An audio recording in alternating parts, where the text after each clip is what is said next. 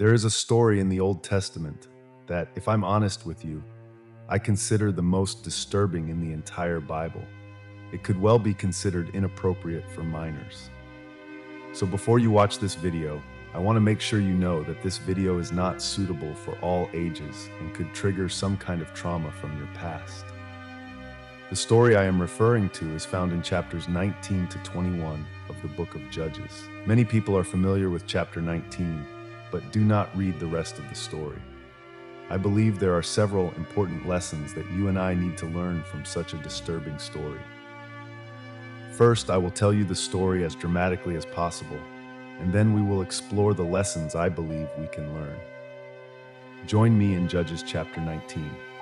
In chapter 19, verse 1, in the days when there was no king in Israel, a Levite who lived in a remote part of the hill country of Ephraim acquired a woman from Bethlehem of Judah as his concubine. I want you to understand that here is a Levite man living in the northern part of Israel, and he acquires this woman to be his concubine or wife, however you want to call it, and she is living in the south in Bethlehem. Let's continue the story. She was unfaithful to him and left him for her father's house in Bethlehem of Judah, where she stayed for 4 months. She betrayed him and returned to her father's house in Bethlehem. So the story continues. Essentially, this Levite man wants to get his wife back. So he travels from the north of the hill country of Ephraim to the south in Bethlehem to seek this woman and be with her again. He gets there, and her father is very hospitable. Several times the man says, "I have to go. Give me my wife so I can return home." And the father says, No, stay another night." He says, "Okay, I'll stay another night." And this repeats for several days until finally the man says, "With all due respect, I appreciate your hospitality, but I need to leave. I need to go home." So finally, he leaves to go home, and that is where all the tragedy occurs. Well, the man is with his concubine, traveling in southern Israel from Bethlehem toward the north to Ephraim. They were near Jebus, and the day was almost over. The servant said to his master, "Please, why don't we stop in this city of Jebus and spend the night here?" But his master replied, "We will not stop in a foreign city where there are no Israelites. Let's continue to Gibeah." Then the servant suggested, "Let's try to reach one of these places and spend the night in Gibeah or Ramah." So they continued their journey, and the sun set as they approached Gibeah in Benjamin. They went there, and to their surprise, no one was willing to take them into their homes. Hospitality was a significant aspect of Israelite culture. At the end of the night, an old man appeared in the square and asked, "Why are you still here? Hasn't someone already welcomed you into their house?" They responded, No one has taken us in." The old man said, "You know what? You can stay with me tonight." The Levite responded, "Great, just to let you know, we don't need anything from you. We have enough food for our donkeys, for me, and for my concubine. We just need a place to rest our heads. If you give me a pillow, that's all I need." The old man said, "No problem, you can stay with me." So the Levite, his servant, and his concubine spent the night at this man's house in Gibeah. Then this happened. While they were enjoying themselves, suddenly wicked men of the city surrounded the house and banged on the door. They said to the homeowner, the old man, "Bring out the man who came to your house so we can have sex with him." Wow, this is where the story takes a turn. There are perverted men living in Gibeah, Benjamites, who go to this old man's house and say, "We know you have a guest in your house, bring him out so all of us can have sex with him."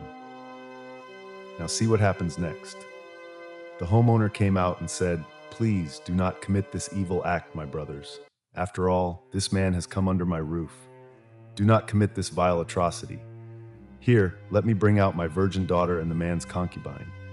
Abuse them and do whatever you want with them, but do not commit this outrageous thing against this man." We will deal with this a bit later in this video, but what happens next is unthinkable. The verse 25 says, "But the man would not listen. Then he took his concubine and brought her out to them. They raped and abused her all night until morning. At dawn, they let her go." Now, my friend, that's why I said this video might be considered inappropriate for minors and could trigger some things from your past. Because imagine here, there's a group of perverted men and they're taking turns having sex with this woman. They are raping her throughout the night until, in the morning, they finally let her go. And this is what happens to this young woman, a tragic start. In the morning, the woman returned, and as dawn broke, she collapsed at the door of the house where her Lord was. You can imagine how worn out, beaten, and abused she was from the entire night by these men, that she barely had the strength to crawl back to the man's house and just collapsed on the porch and lay there. Now, observe what happens next. It says here that when her Lord got up in the morning, he opened the doors of the house and went out to continue his journey. There was the woman, his concubine, collapsed near the door of the house with her hands on the threshold. "Get up," he said to her. "Let's go." But there was no response. The woman had been so abused that she had died. Note that it says here that the man put her on his donkey and went to his home. What happens next is very sad and horrific, but it says as follows. When he entered his house, he took a knife, held his concubine, cut her into 12 pieces, limb by limb, and then sent her throughout the territory of Israel. Everyone who saw this said, "Nothing like this has happened or been seen since the day the Israelites came out of the land of Egypt until now." Think about it, discuss, and speak up. This man took his concubine to his house, cut her into 12 pieces, and undoubtedly attached a letter to each piece of his deceased concubine, and sent a different piece of her body to the 12 tribes of Israel, with a letter detailing exactly what had been done by his own brothers. One of the 12 tribes of Israel, the tribe of Benjamin. And when these other tribes saw and read what had happened with this woman, they said, "Nothing like this has happened throughout our history." Now, there is much more to the story in chapters 20 and 21. So I want you to wait, but here's where I want to start looking at some lessons we can learn from this. The first lesson is this. When there is no accountability in our lives, we tend to strongly deviate. Look at Judges chapter 19, verse 1, which we read earlier, but I'll read it again. "In those days, when there was no king in Israel." You and I, when we do not have to be accountable, when there is no fear of having to explain ourselves or be responsible for our decisions and actions, are more prone to make bad decisions because we think we can make these decisions in isolation without having to answer to anyone else. And that is exactly what was happening in Israel. There was no king, there was a law, but people were not respecting the law. It was not being enforced. And as a result, they ended up doing something they probably never imagined they would do. The second mini lesson I want to address is we need to ensure that we treat every human being as a bearer of the image of God. Here is this man saying it would be wrong for them to do whatever they want with this man, but they can do what they want with my daughter and with his concubine. His mindset was that the life and virtue of this man were more valuable than his own daughter and the concubine of this man. We need to make sure, and that's why seeing inappropriate sites and such, we must make sure not to do it. If you want to stop viewing things online that you know you shouldn't be watching, and you know what I mean, I want you to see each girl you are looking at as a bearer of the image of God, as someone who is your daughter. Imagine if you would want someone looking at your daughter doing the things you are seeing on the screen. But here's the third thing I want to highlight in this video. The more you and I stray from God, the more vulnerable we become to doing things we never imagined we would do. You see, when you look at the book of Judges as a whole, what you will see is a nation of people who have slowly drifted away from God. They have slowly deviated, and what you see happening in chapters 19 to 21 is the culmination of drifting away from God and shows how far the nation as a whole drifted away from God.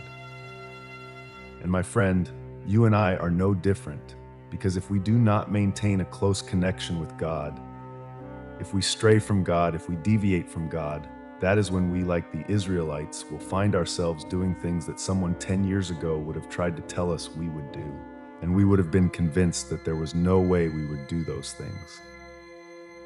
There's no way I'll get a divorce. There's no way I'll have an affair. There's no way I'll be fired from my job because they found me watching something online. There's no way I'll be smoking marijuana or whatever. The further you stray from God, the more vulnerable you become to committing that sin. Now, the story doesn't end in chapter 19. I wish it did. But in fact, it gets worse because what happens now in chapter 20 is a civil war among the 11 tribes of Israel, and they are fighting against the tribe of Benjamin because it was the tribe of Benjamin that committed that atrocious act of sin against one of their own Israeli brothers. So, I encourage you to read in detail chapters 20 and 21, but to summarize, there is a huge battle. Thousands and thousands of lives were lost as a result of that battle from both sides. And what ends up happening is that only 600 Benjamite men remain. Then in chapter 21, the other 11 tribes begin to feel bad or pity for the tribe of Benjamin because they are essentially worried that this tribe of Benjamin is going to become extinct since there are only 600 men left alive, but no Benjamite women for them to marry and reproduce. Now they have another problem because now they are worried that one of their 12 tribes of Israel is going to become extinct. This leads to my fourth lesson. Every bad decision we make has consequences that we cannot choose.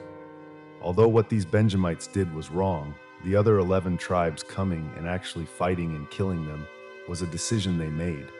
And now they have to deal with the outcome of that decision. And the Benjamites also have to pay for the outcome of their bad decision. Listen, you can choose your sin, but you can't choose your consequences. Every decision you make has consequences. And the problem is, personally, you and I cannot choose those consequences. So what happens is that the Israelites go and kill men from this clan called Jabesh Gilead. And there are 400 women who have never been with a man. Then they take these 400 women and give them to 400 of the 600 Benjamite men so these men can reproduce. But what's the problem? Simple math. There were 600 Benjamite men who couldn't find wives because all the wives had been killed, and 400 of them now have a wife given to them from the clan of Jabesh Gilead. So the problem is that there are now 200 men from Benjamin who do not have wives, and that's why I said that one bad decision leads to another. What happens next is that these Israelites basically say, you know what? We all made a vow saying we could not give our daughters to any of the Benjamites, but it says nothing about if they are taken. So what happens is that they have to make another bad decision and say, you know what? This is what the Benjamites need to do. Send a message and say, look, there's a festival coming up, a feast. And basically, some of our daughters are going to be dancing and having fun at this feast. Technically, we cannot give our daughters to you because we made a vow. But if you find them and kidnap them, that's on you. If you find them and kidnap them, we'll be free from that vow, because technically we didn't give our daughters to you, and you'll be able to have a wife and reproduce. So, they have this feast, and essentially these 200 Benjamite men go and steal and kidnap these women while they are dancing at a party and take them back as their wives. Personally, I know this is a crazy story, and I tried to summarize it as quickly as I could. But the point is this: one bad decision often leads to another, and all kinds of bad decisions affect other people. Go through this story again and see how many people were negatively affected by one bad decision. Some of the Benjamite men deserved what happened to them, but most of the people in Benjamin had nothing to do with it and died in battle. The people of Jabesh Gilead died too. The women were then taken from their land and given to these Benjamites, and then these other women were kidnapped by the Benjamite men and taken away from their families. All this happened because of bad decisions. But here is the fifth and last lesson I want to encourage you with today. God has grace for us, even in the midst of our most destructive decisions. Notice how the book of Judges ends. It says here that the Benjamites did this and took the number of women they needed from the dancers they captured. They returned to their own inheritance, rebuilt their cities, and lived in them. At that time, each of the Israelites returned from there to his own tribe and family. Each returned from there to his own inheritance. And of course, the last verse of the book of Judges characterizes and describes the entire book of Judges. It says here, that in those days there was no king in Israel. Everyone did what was right in his own eyes. My friend, although God was merciful in allowing this tribe of Benjamin to rebuild and not go extinct, there were consequences for their decisions. And if there's nothing else you take from this video, I want to encourage you to understand that every decision you and I make has consequences. Often they can't even be measured, and consequences that we cannot choose. See you in the next video. Goodbye for now. God bless you.